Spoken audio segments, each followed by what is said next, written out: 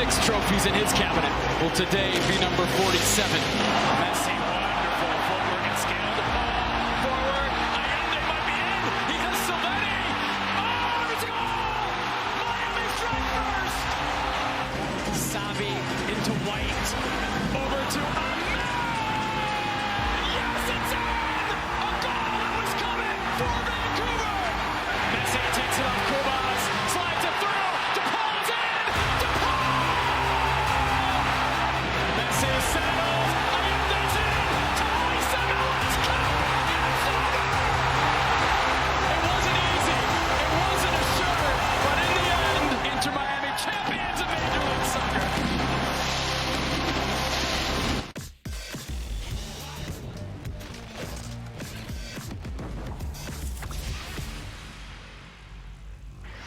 Happy Championship Monday to you all. Alejandro Moreno, Herculez Gomez, Cristina Alexander. Yes, they finally did it. Inter Miami are MLS Cup champions, and we can all put that conversation to rest. Well, maybe not yet. We'll keep talking about it because there is a wider question here, because coming up, did Messi widen that gap here with CR7 in that GOAT conversation? Also, Captain America, Ale loves it already. Captain America saves Milan in Torino. But first, this jersey, it's nice. Yeah. Sao Paulo. Start with the wardrobe. Yeah, I like the long sleeve. It gets cold in here. I don't know if you remember that. In here and in Connecticut at the moment. More importantly. You know where it's not cold? In Miami, where MLS Cup match took place. Vancouver Whitecaps made the long trip there. We're going to take this first with what we saw with Inter Miami winning MLS Cup. It's the first MLS Cup title. That's the third overall, all since Lionel Messi joined the club. But let's take a look at the action first.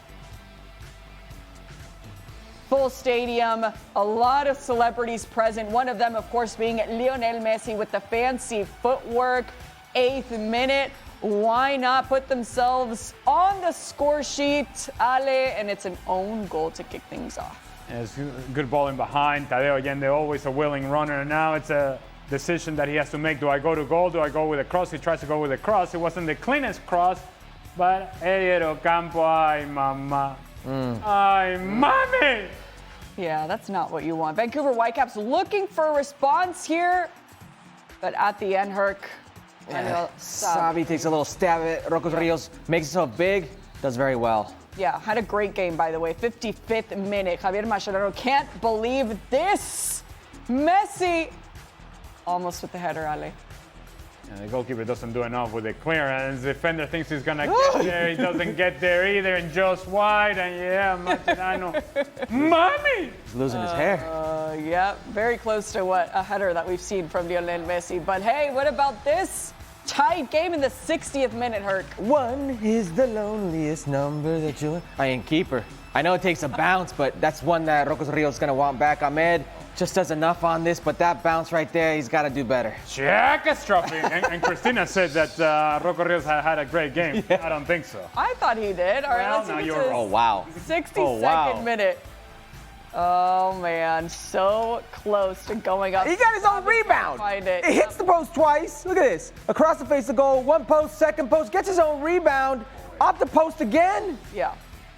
It just seemed like one of those days where it was just not going to go right for Vancouver Whitecaps, and everything was going right, Ale, for Inter Miami and Rodrigo de Paul. And of course, it had to be a defensive play from Lionel Messi that wins the ball away from Andres Cubas, and then from there, Rodrigo de Paul willing to run in behind, takes his time, finds a finish, 2-1. Herc, talk to me here. What is This is one of the nastiest assists that I've seen in quite some time. The final ball of Jordi Alba's career is a long ball to Lionel Messi, which he brings down off his chest, does not allow to bounce, and then delicately lofts it over to Allende, who scores his 9th postseason goal.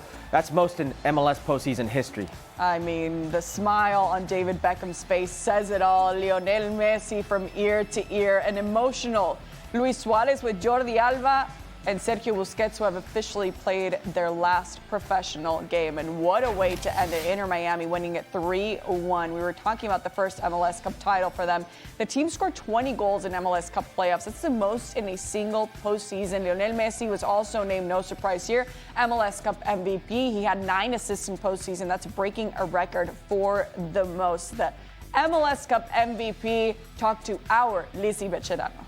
¿Qué significa para ti festejar ante los aficionados gritando tu nombre? La verdad que fue un momento lindo, emocionante para nosotros, para la gente de Miami, el poder conseguir el objetivo de la MLS, un club muy nuevo, por decirlo de alguna manera. Cuando llegamos tuvimos la suerte de conseguir un título, pero este era el objetivo real, ¿no? Poder hacerlo con la MLS y estar en lo más arriba del campeonato de América, y por suerte lo conseguimos. Tuvimos la suerte de jugar de local, de darle una alegría muy grande a la gente, así que a disfrutarlo.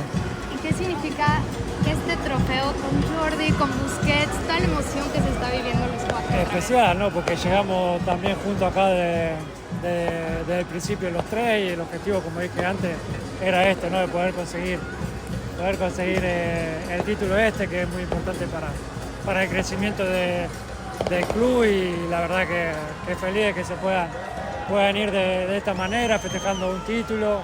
Y nada, desearle lo mejor, son amigos, los quiero mucho, soy un agradecido de haber compartido casi toda la carrera jugando con ellos y terminando con ellos, así que nada, desearle lo mejor. To our Lizzy Becherano for getting that interview, for a great season for her as well here following Inter Miami. But let's break it down here for what this means for Inter Miami here, Ale. Like I said, we can sort of put that conversation to bed because this was the biggest but here for Inter Miami winning MLS Cup. Are they deserving champions? First of all, what are we going to do now? What are we going to talk about now? What? You know we got to fill Mondays and Thursdays in this show. So now Inter Miami have won. What? Where do we go from here? Well, yes, I suppose we can still break records. Well, maybe yes. Maybe we can just start the conversation on back-to-back. Heading into this match, and we did a preview show some point last week. Yeah. And you use a word to describe Inter Miami and what they had done in the playoffs, that they had been able to overwhelm teams. They were not able to do that against Vancouver. And in fact, they were in trouble in this game. And for long periods of time in this game, if you weren't just paying attention to Lionel Messi, which is almost impossible to do when you're watching Inter Miami, if you are actually evaluating and analyzing the game, you're thinking, as it pertains to a team performance, team structure, you're thinking, Vancouver is dominating this game. Vancouver is carrying the momentum of this game. Vancouver seems to be the more likely to score. They're pushing Inter Miami back. Inter Miami are having to defend. And they're no longer able to complete the same amount of passes that they did over the course of the playoffs, over the course of the season. They were not dominating the possession. They were not overwhelming Vancouver. It felt like it was about Vancouver, more so than Inter Miami. And of course, there's an element of good fortune that you just cannot deny when the ball in the same sequence hits a post 3 times. But it's not just me saying it. In a statement and an interview that I saw from Thomas Muller after the game, he said that they had given it away. So as it pertains to Inter Miami, are they deserving champions? Yes, I think on the totality of the season, you can say yes, they are. If it's just about evaluating this game and this game alone, Vancouver in that long flight, it's a long flight back from Miami to Vancouver, they must have thought, good Lord, are you kidding me right now? How did we just lose that game? That's how good I think Vancouver could have been had they been better in key moments. But in key moments, Lionel Messi was Lionel Messi, whereas Vancouver were not so much. Yeah, very well stated. This is a game that if you look at it, the totality of who had the better play, it's Vancouver. Who had more possession, it's Vancouver. Who was more dangerous in front of goal, it's Vancouver. And yet Vancouver's on the losing end of this game because the way Vancouver got opportunities in this postseason was the way they let themselves down. Individual mistakes killed this team. Ocampo facing his own goal. After Allende, bad cross. Cubas gets picked by Lionel Messi. Lionel Messi makes a great play to Rodrigo Paul. That's a goal right there. Sebastian Berhalter picks his worst afternoon to be bad on set pieces, where they could have really done some damage against this team on set pieces, especially the way that Rocco Rios, I thought, was a little nervy in coming out. Wasn't the case. Thomas Mueller looked a bit tired. It's a 2:30 game. Everything I thought would go well for Vancouver was going well until it didn't, because the way that they had been good against other teams in this postseason, Miami was good against them. Key moments in this game, they took advantage. And who was the catalyst of every single moment that they had? It was Lionel Messi. I can't stop but be amazed that a guy who's 38 years old in a very physically demanding league dominates the way he dominates. It's a 2:30 kickoff. It's very hot in Miami, humid. And that sun was tough. And too. he has this type of performance, Chris. Yeah. He knows how to conserve his energy until he needs it. And when he uses it, when they actually need it, he's the best player on the field. In key moments, he's there. When you don't think he's on the field, and he shows you why. And for Vancouver, they only have themselves to blame. They had the better of the opportunities. We're going to see the expected goals, which I hate. Mm-hmm. We're going to see expected goals numbers in this game. And Inter Miami's going to have a higher expected goals. You know why? Because they scored the goals. Right. That's the only reason why. But Vancouver was better. Are they deserving? Yes, because they took advantage of key moments in the game. They knew how to suffer, and that's what champions do. I mean, they knew how to play a final at the end of the day. Ale, and the truth is, it's not only Lionel Messi, but we're talking about Jordi Alba and Sergio Busquets' last professional game. I mean, mentally speaking, there's no better motivator than that, especially for them. And for his friend, Lionel Messi, to really put a bow on his career. But again, I think, again, and I go back to the interview that I heard from Thomas Muller, one of the things that he referenced was that he felt like his team was still too young. And not necessarily in age, but too young in terms of having this experience and sort of how to handle these moments. And so if you want to look at a good example of that, take a look of how many times Vancouver, when they're playing the ball out of the back and it's time to make a key decision, a penetrating pass or a splitting pass, instead of finding that pass that they were so good at doing over the course of the season, they chose to go for a sideways, back, and eventually force themselves into a situation where they turn the ball over in a bad area. The sort of mistake that we saw from Andres Cubas in the goal by Rodrigo de Paul. This is a guy that has been really good for Vancouver Whitecaps over the course of the season. And it felt like in that moment, he just couldn't make up his mind as to what he wanted to do. So much so, initially Lionel Messi was not engaged in actually going to press him. But when he took 1 touch, 2 touch, 3 touch, and he's just kind of looking around, Messi's like, well, I guess I'm going to go challenge. I guess I'll go win it, because if you don't want to do something with this ball, I'll do something with this ball.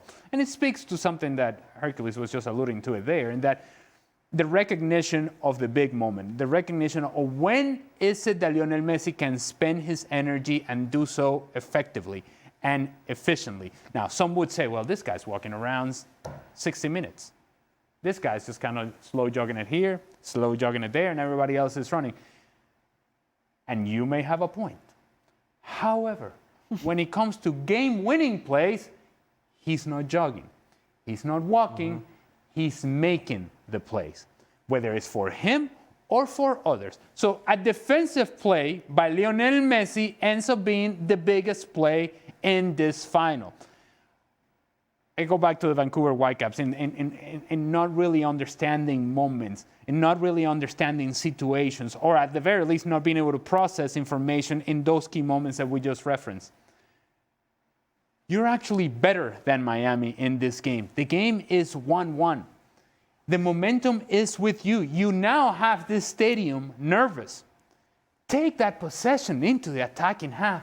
Stop doing this here and you're the own defensive half. No, put it over there and have them defend. Because let me just tell you, for anybody that has followed Inter Miami this whole season, as we have been forced to do, Falcón cannot defend. yeah. Rocco Rios is not a good goalkeeper.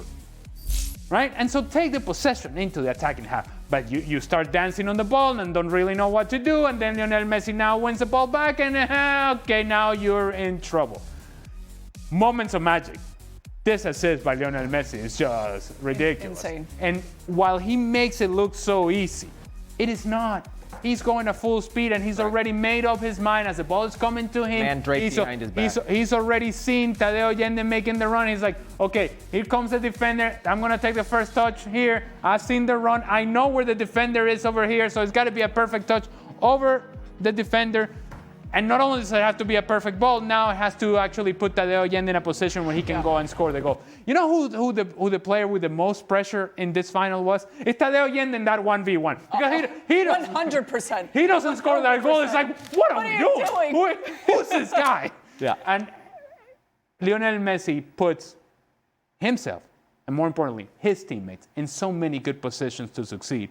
The difference has been that those players have been able to actually take advantage of those opportunities far more consistently in this postseason, and we have seen how much Tadeo Allende has thrived, Silvetti has thrived, Rodrigo de Paul scored yesterday. Yeah. He makes his team go, even if it is in just moments in which he decides to run. I'll just say one last thing about Vancouver, because I want to talk about Inter Miami, who we should be talking about. They're the champions. But this is an ultimate choke job from Vancouver. Oh, boy. They have played 3 finals this year, Ale. 3 finals. And to not learn from those finals, to me, what happened in Mexico City, and you have Mueller this time, who makes you better. What happened in Mexico City, you can scratch off as maybe some bad luck, some bad food, if you'd like. Okay? But they got a beatdown in Mexico City. You should learn from this. And they didn't. They don't know how to put teams away in the biggest of moments, and they only have themselves to blame. Those players individually, that team collectively, failed at the biggest of moments this year. Only they have themselves to blame. That's it. Inter Miami, this is a ridiculous team. They scored over 100 goals this season. That's what they've done. This calendar year in Major League Soccer, regular season, postseason, they scored over 100 goals. They had the best player in the league. They had a team that found rhythm at the end of the year. They had a coach who learned what his strengths and weaknesses were. Ale, you know this league is about finding form at the right time. He found his team at the right time, carried that into postseason, and pushed all the right buttons, because it must have not been easy for Mascherano, who looked one of his friends in the eye and says, I know this could be one of your final years, but you need to go to the bench. I know you're a legendary striker, but you can't be here. I need legs right now. And he entrusted other players with weaker CVs, weaker resumes, and they made something of themselves in this postseason. This was a ultimate performance, not just in the final and the way they individually and collectively came out of moments, but the whole collective of the regular season to now. It was a great and complete performance from Inter Miami. Right, and we know, and I'll go with you here, Herc, because we know that Lionel Messi extended his contract. That was one of the biggest tasks that Inter Miami had to complete. When it comes to Messi's American chapter, with this MLS Cup, is it complete as well? No. Messi doesn't come to Major League Soccer to be relevant within Major League Soccer. Messi comes to Major League Soccer so American soccer can be relevant for the rest of the world. So Major League Soccer can be relevant for the rest of the world. You need to win CONCACAF Champions Cup.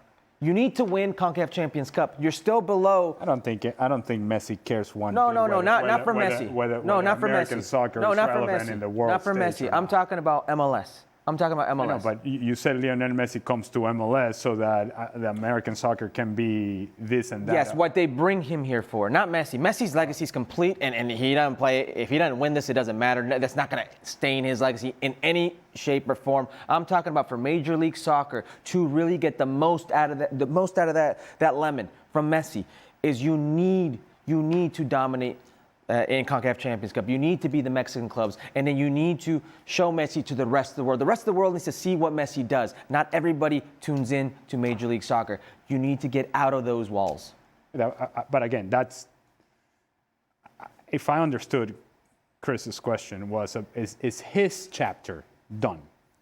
And the only reason that I don't think his chapter is done is because he's having too much fun. Mm-hmm. I don't know, that video going around on social media doesn't look like he's having so much fun. I'm saying, I'm saying, you watch him.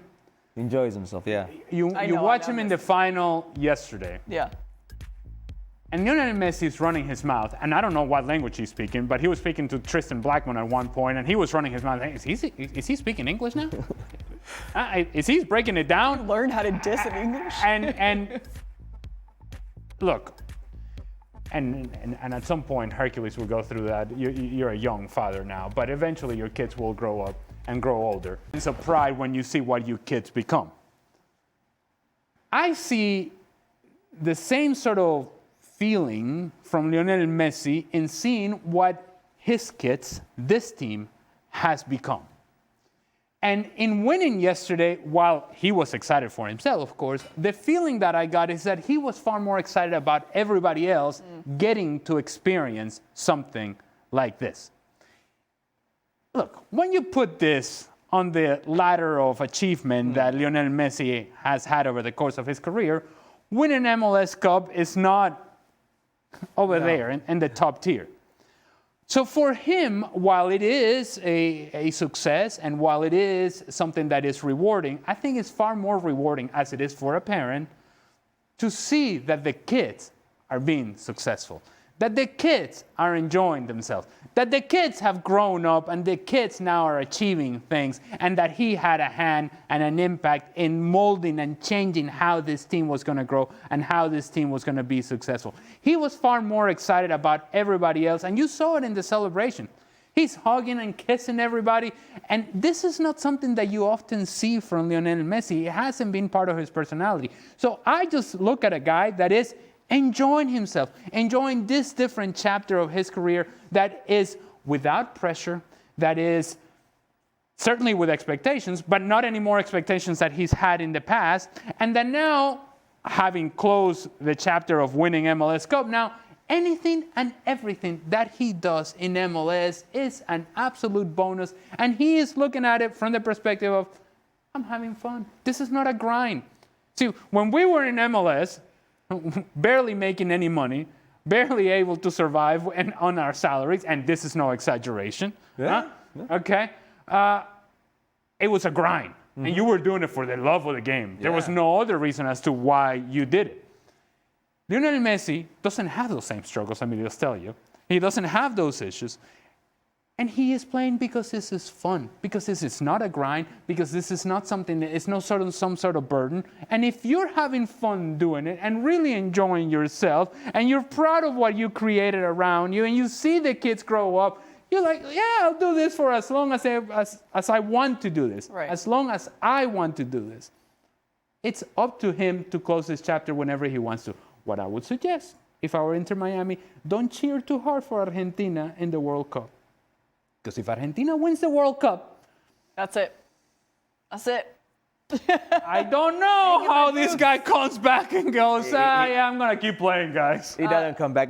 Just briefly, really quick, doesn't that blow your mind seeing the scenes of him in the locker room, dancing, cheering, soaking in beer? It just, how wild that is that he is so happy, a guy that has won at the highest of levels, World Cup, Champions League, Copa Americas, and here he is celebrating MLS Cup like he did all the rest. It blew my mind in a wild way, but also kind of made me like happy in the moment for those guys, for his teammates, because there's never probably going to be another Messi around. And to have that moment with that player, that's insane. Yeah, and I think that's important, that the players around him understand what they're going through. And how unique of an opportunity this is. And how much you can learn from all of this. And how much you can actually make an impact in your own career by just paying attention, just watching this guy. Just watch him and learn from him. And by the way, just make a running behind, he'll find you. And beyond that, just make a running behind, he'll find you. And he has continued to do that, because we could talk about Lionel Messi here, there, and everywhere, but we're talking about Lionel Messi not only because of what he is, but the impact that he had on the field. This is not a ceremonial final performance from Lionel Messi. This was an impactful performance. The run that he had in like the 48th, 49th minute in the second half, where he just takes the ball and starts dribbling around down the right-hand side, making a sprint, getting around Sebastian Berhalter, and dribbling this guy and dribbling that guy. Eventually doesn't come to anything. And I'm thinking, what is this guy doing? What is this guy doing? And why are you doing this? And where does this come from? Well, it has to come from a place of enjoying it, a place of love, a place of, there's nothing in the world that I'd rather do than being out here doing this in this very moment. And You see it in the way he plays. You see it in the way this team appreciate him and how he appreciates his teammates. So he's going to do it as long as he wants. Yeah, and he, again, it goes beyond some of his teammates, right? Because we're talking about Jordi Alba, Sergio Busquets, the experience that Javier Mascherano is getting to at this level and winning this championship. But going back to Alba and Busquets, I mean, they played significant minutes this season, Herc. For you, are they those veteran European players who are changing the reputation that we see constantly here of these European players coming to MLS? Well, this is a question that we get a bunch. We get a lot here. And I don't really understand it because if you follow the league, you understand that it's not aging players who come to Major League Soccer. That within those who follow the league know that has been shed. Those who don't know are the ones who don't pay attention to Major League Soccer, who stay with the idea that Major League Soccer is a retirement league. Those two players will play anywhere.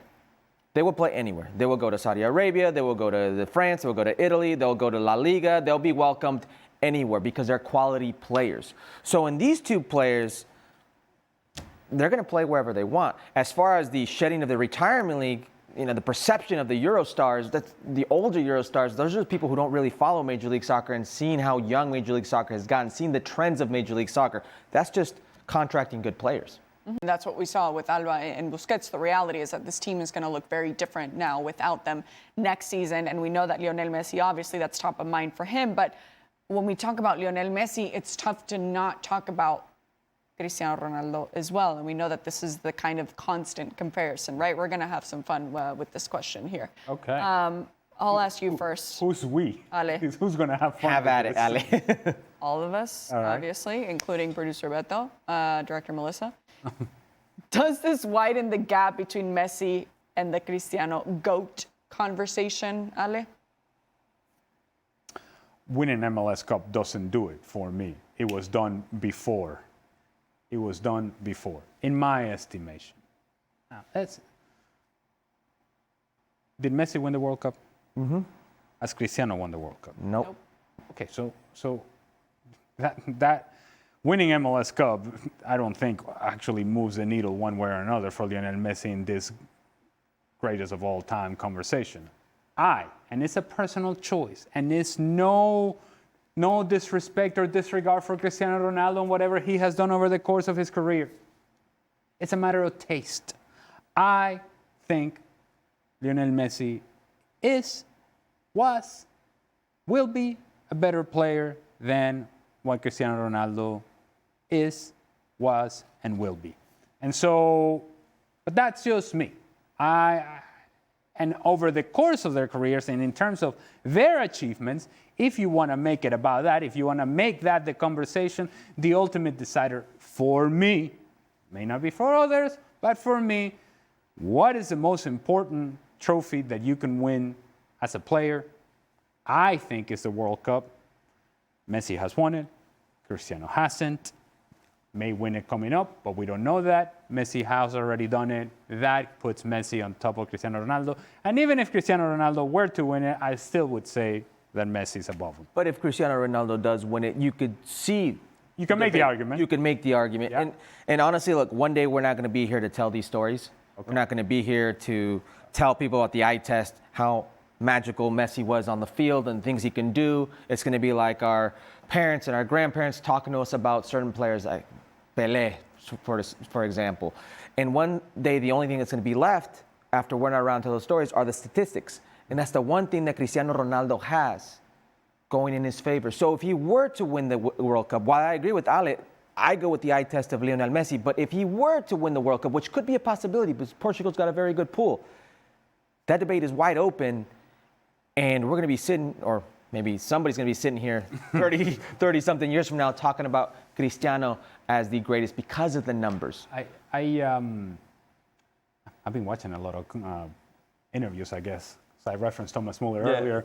I saw something from Rodrigo de Paul not too long ago in which he was asked about Cristiano Ronaldo and Lionel Messi. And of course, he's biased, given the fact that he's his bodyguard. He may have a very close relationship with Lionel Messi, but I thought his take was really interesting and actually quite accurate. When talking about Cristiano Ronaldo, he referenced this. This guy's a killer. he's a monster. Yeah, you don't want any part of him, and you know he's going to score goals. You know he's going to do things that people haven't seen before in terms of the productivity and the consistency. Un monstruo. Huh? That's how he referenced him. And then quietly transitioned and said, Leo arte. Messi's art. And that, I think, is the difference. Messi was doing the same things that Cristiano Ronaldo was doing, but with a degree of art. Agreed. And that, aesthetically, you watch them both play and you go, at least for me, that guy is going to score a bunch of goals.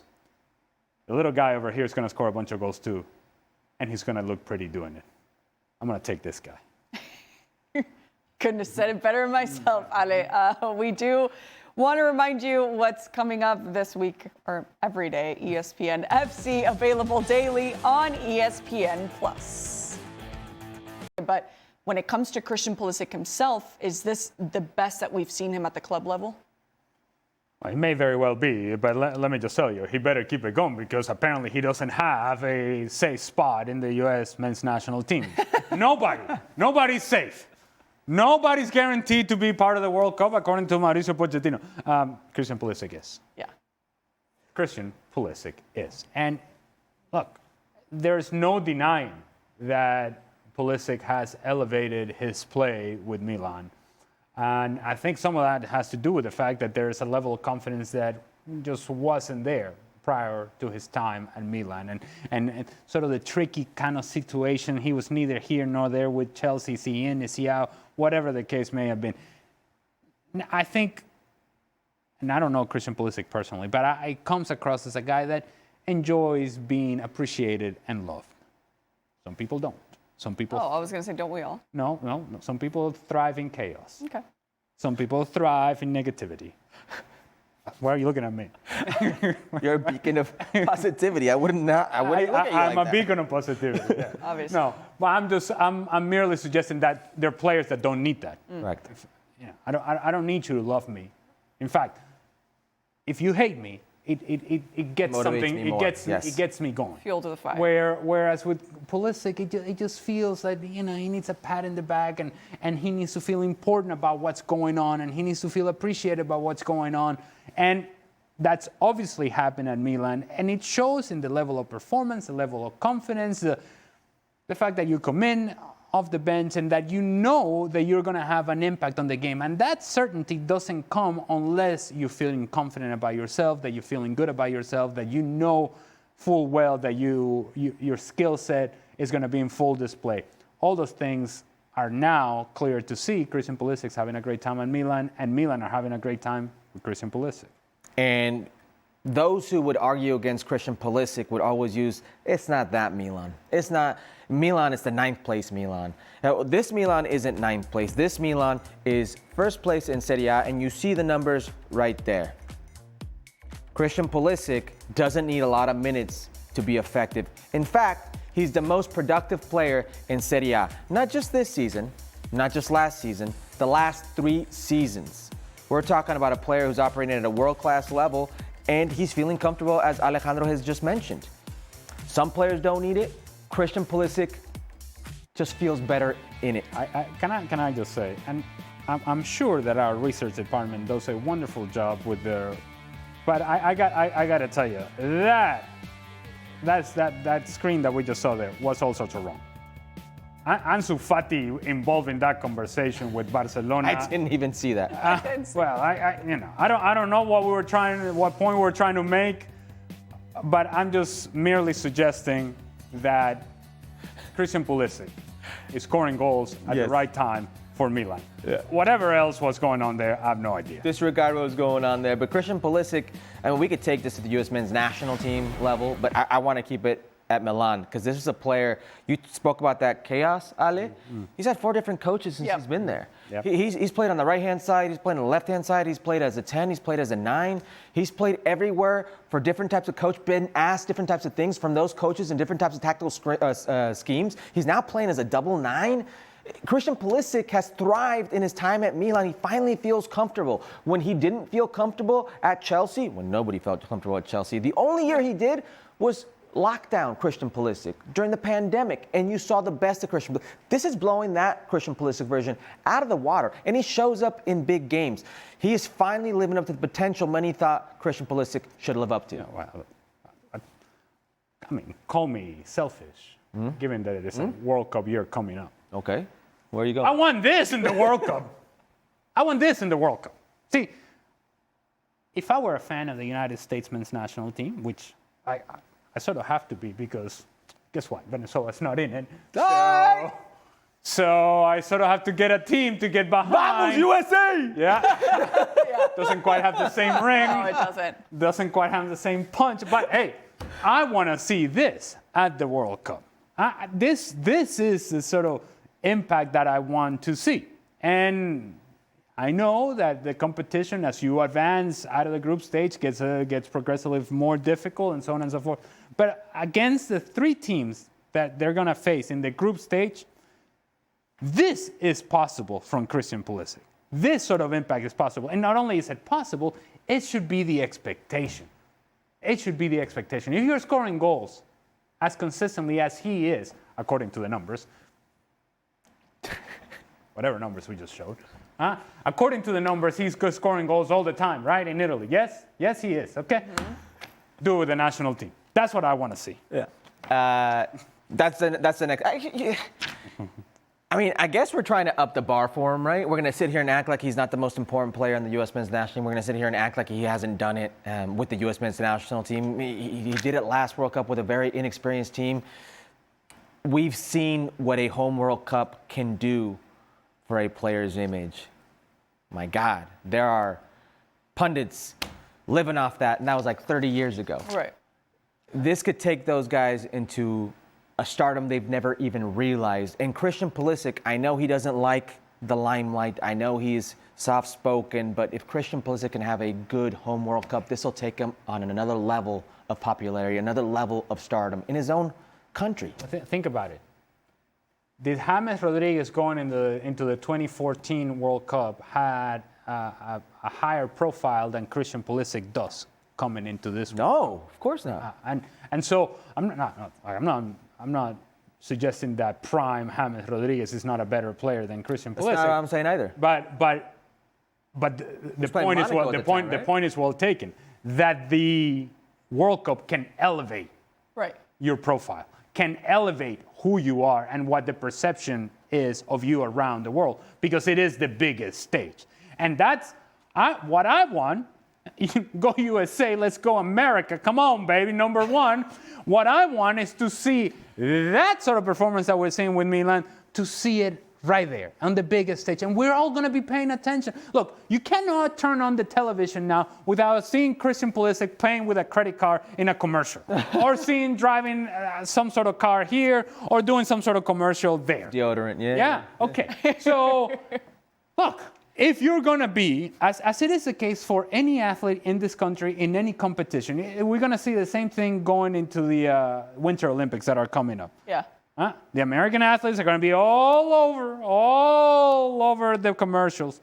And so if you then get a gold medal in the event that you're supposed to get a gold medal, then your profile is elevated to a different level entirely. And so it's only natural that in a World Cup year, we have the expectation that the best player, the flag bearer, the guy, the reference point is expected to have a big World Cup. Yeah, well, we'll have a lot of time to talk about his performance in the World Cup. I got excited. I got America, baby! In the Nike Hollywood goalkeeper lifestyle jersey dropped today. Oh my Lord. Gentlemen, thoughts? The first thing that comes to mind, if you put a Speedo on this, is Patrick from SpongeBob. Wow, I did not even think about that. Put a Speedo on it. I understand what you're saying now. I was like, why would we put a Speedo? You're talking about the star. You put a Speedo on the star. It's Patrick from SpongeBob. Okay. Oh, Lord have mercy. Listen, I don't mind this one bit at all. It's a goalkeeper jersey. I kind of like this.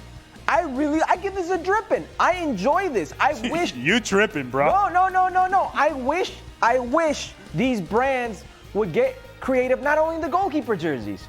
They break out a little bit of that creativity for other national teams that aren't South Korea, that aren't Nigeria. Break out the good stuff as well for the Americans. I don't mind this one bit at all. The 94 jerseys, the denim jerseys, people thought they were ugly back then. They're iconic now. Of course. All right, fine. But that'd be ugly. No. Can I say? I'm right there with you. Go, Chris! I would buy this right Let's go! now. That'd be ugly. Right now. You know who else? Alexis Nunes, because the group chat was on fire. Producer Beto says it's not for him. Hey, producer Beto, put a Speedo on that and it's Patrick. No, it's Patrick. I SpongeBob. absolutely love it. Drama, what we've seen from Liverpool, Mohamed Salah. Interesting how Slot also handled that situation. But Ale, with what you've seen these days, to you, has Salah already played his last game for Liverpool? Well, I think he feels like he has played his last game for Liverpool. And the most concerning part, well, there are many things that Mohamed Salah said there that you don't say as a player. However frustrated you may be, you don't take that out into the public. You have those conversations, those same conversations that he had with the media there, have it with Arne Slot. I feel like you're throwing me under the bus. I feel like I'm being the one that is singled out in a team that has had underperformances from many other players, and yet I'm the one who's sitting on the bench and others are still out there. Why is that?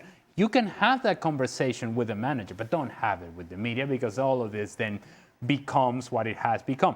And when he says those things to the media, he knows. He knows what he's doing. It's not like, it was a moment of passion and I just blurted out what I wanted to say. No. There's a thought behind this. And he hung around long enough to continue to talk and continue to say these things. But again, the most damning thing for me, if I were the manager, would be, he said, I don't have to fight for my place. I've earned it. I don't have to fight for my place every day.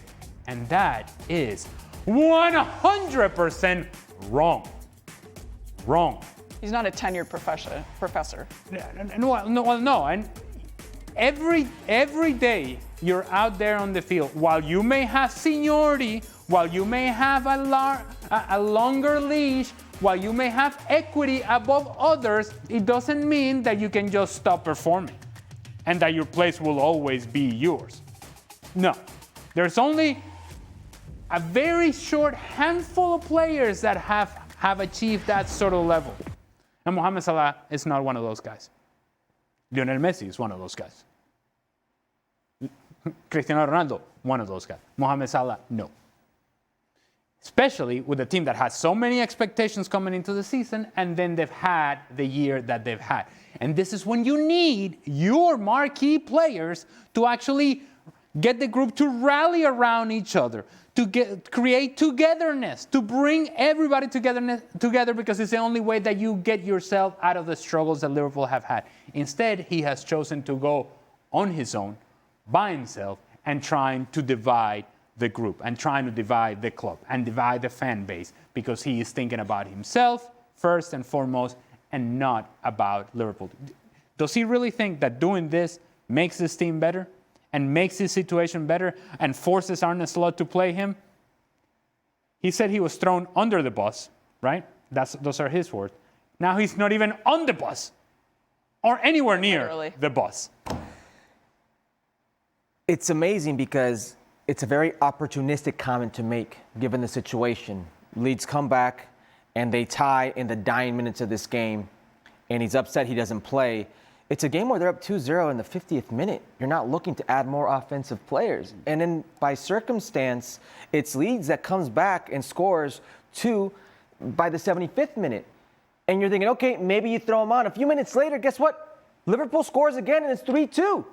So Arne Slot's saying, I can't put in a guy right now that doesn't help me defensively. I need to close this game out. And yes, they score on a set piece in the 96th minute. It happens. It's been happening a lot more to Liverpool, but he chose this exact moment to, as Ali said, go rogue and take an opportunistic hit that I don't know if divide the team would be the assessment I would use. I think a direct attack on Arne Slot. I want him gone. How can I hurt him the way he's hurt me, because he feels slighted? And in doing so, he thinks it's Arne Slot who's going to be the bad guy. He's coming out looking bad. His legacy is being tarnished. I don't see how you come back from this if you're Mohamed Salah. I don't see how Liverpool's hand isn't forced. They took him. You mentioned off that bus. He's not going to the next game. Yeah. Okay?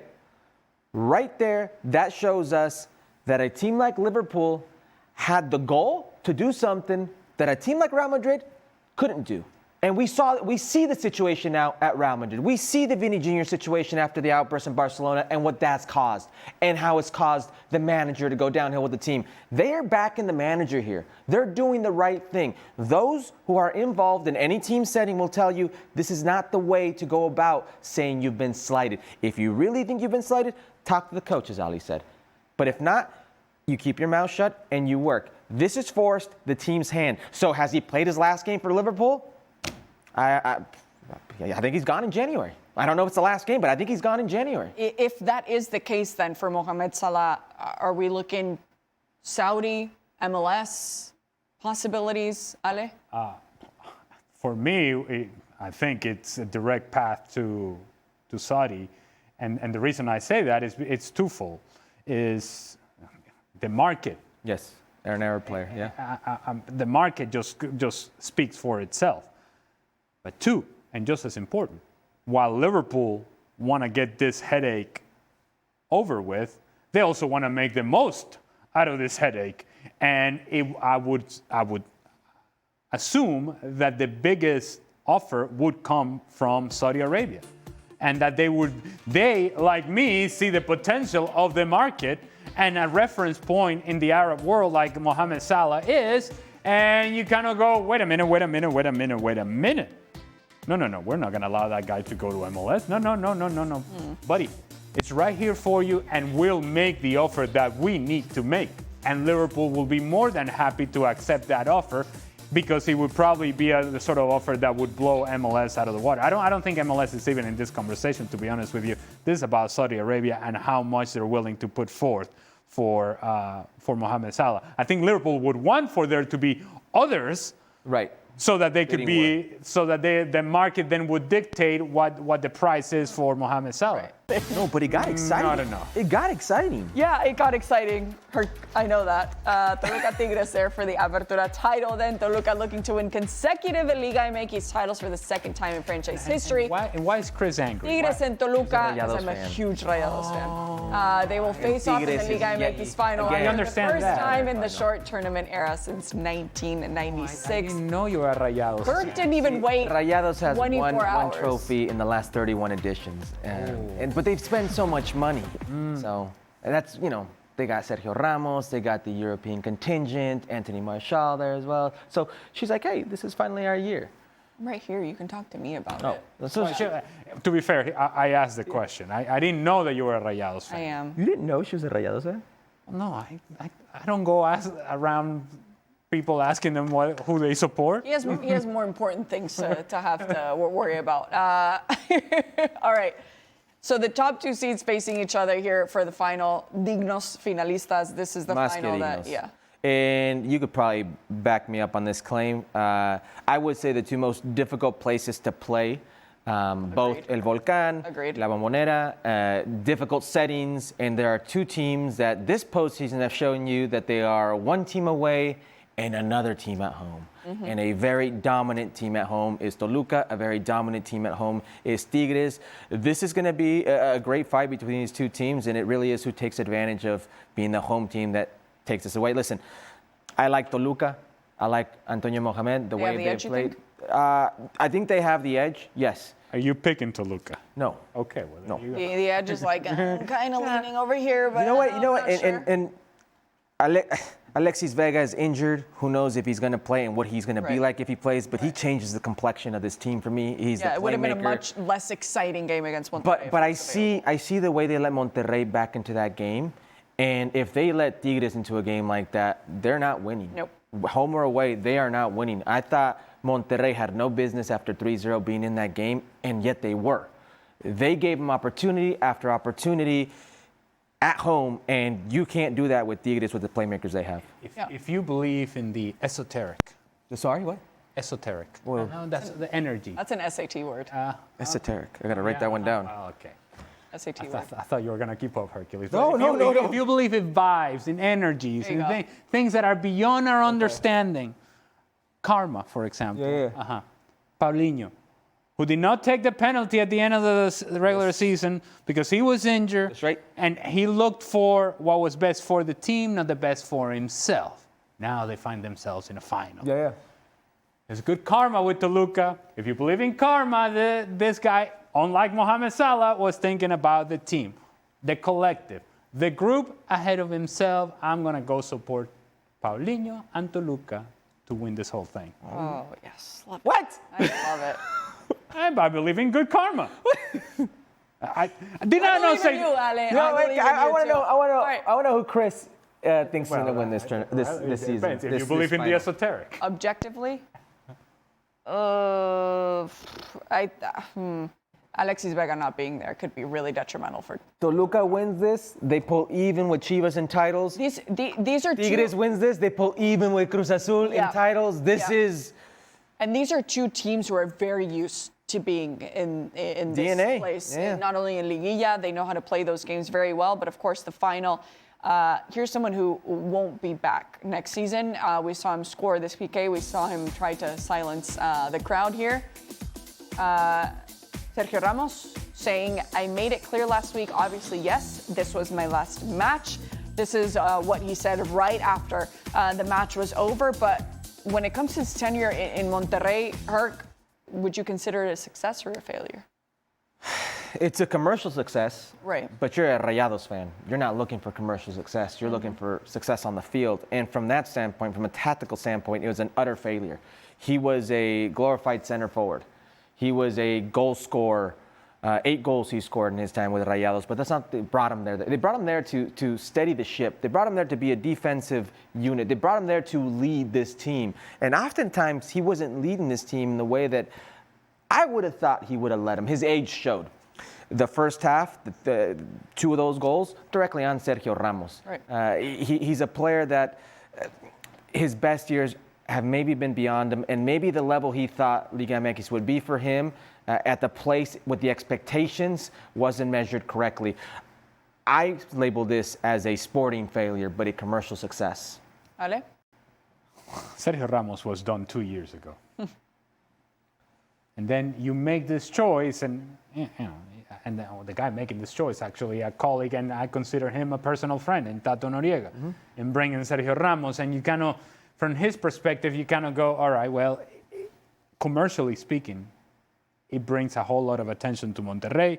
It creates a different type of interest because of what Sergio Ramos has represented and the historic player that he was at Real Madrid. But he was done when he was at Sevilla. This is even prior to being at Monterrey. Yeah. You take this sort of It's at PSG too. Yeah. well, you take that, you take that sort of risk, and it's not, honestly, I think a guy like Tato Noriega is smart enough to recognize that there were going to be moments in which he was going to be exposed defensively. But it's a risk he was willing to take because you don't say no to Sergio Ramos. I think it's about that time where Sergio Ramos is kind of, he understands that the door is wide open and the chapter has come to an end, and it wasn't a successful chapter. Did you see the face that Chris made when I called him a glorified center forward? Yes, because that was one of the more frustrating things in the last games of the season, is that he was so obsessed, and ever since he arrived at Monterrey, choosing that number 93, it was clear what his mission was, to be the goal scorer, which he never was. I understand that he came up in such important moments, but it was so clear and obvious the times that he would leave his defensive responsibilities because he was obsessed with being that goal scorer that he never was in his career. He was always a fantastic center back. And I've said it time and time again, ever since Jose Maria Basanta left this team, that defense has been so disorganized. That was my hope. We talked about it when this was announced, when he was coming to Monterrey. I said, I hope that what he does, and I say this purely and transparently as a fan, is that I hope that organization that we once had so many years ago in Monterrey can finally come back here with Sergio Ramos. But again, the attention was just completely lost on him. So Let's go back to Tato Noriega and what this means now. Again, I don't know if I want to say falling short because of the investment. You should not only make the final, but you should be winning titles time and time again. But this is a team that is obsessed with bringing in names, which, by the way, don't bring in another goalie. Mochis Cárdenas is perfect for this team, and he's worked so hard to get in this position. I digress. Is Tato in the hot seat, Ale, after this one? I think he was in the hot seat going back to last season. I think that the seat has been hot for a while. Like I said, I have a very good relationship with Tato, and he was one of my closest friends when he was here at ESPN. But it's difficult to see what this team is expected to be and what they have been. Mm-hmm. And at moments, you look at them and you go, yeah, this is a team that should be competing at the top of Liga MX. But you find yourself having the same conversations over and over and over again. It's like they should. We think. They may. They're gonna. Right. But they don't. Mm-hmm. And that, I think, is damning. And, you've changed managers, you've changed coaches, you've changed players. And so then you start looking around and going, all right, well, if we've changed all of these people, then where else do we look for something different? And I won't go any further than that. All I would say that Tato is as committed and as professional as somebody can be. And we don't know what is his world around, or what is the world around him in Monterrey, and what the expectations are from the ownership and what the expectations are from the people around him.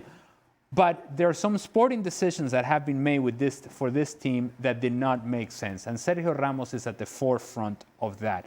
As I said, he was done 2 years ago. Mm-hmm. The thing that bothered me the most about the Sergio Ramos performances in Liga MX, in watching him play, is that he was doing things that he would never have done at Real Madrid. Agreed. So, which then tells me that he's like, yeah, here I can do whatever I want. Right. Mm-hmm. Right. There I didn't do it, but because here I can do whatever I want, and they let me do whatever I want, then I'll just go ahead and do it, even though it's to the detriment of the team, the organization of the team, the defensive structure of the team, and that I think is a problem.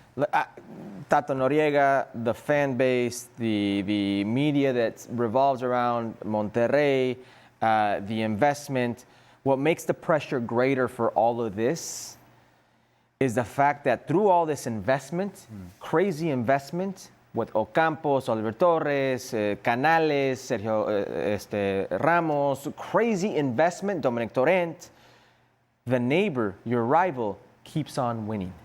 Tigres keeps on winning. Which they've made investments too. Correct, but those investments have paid off. Yes. And that makes, and you will not let me lie, that makes the pressure on this team, pressure for Rayados, mount even 100%. greater. 100%. It goes beyond who wins the Clásico Regio during the regular season. It's that pressure, again, from a very, very close neighbor there in Monterrey. We do, before we get to that, we're going to run it back with Raúl Jiménez. I was getting ahead of myself, but Raúl Jiménez had quite the performance as well this weekend.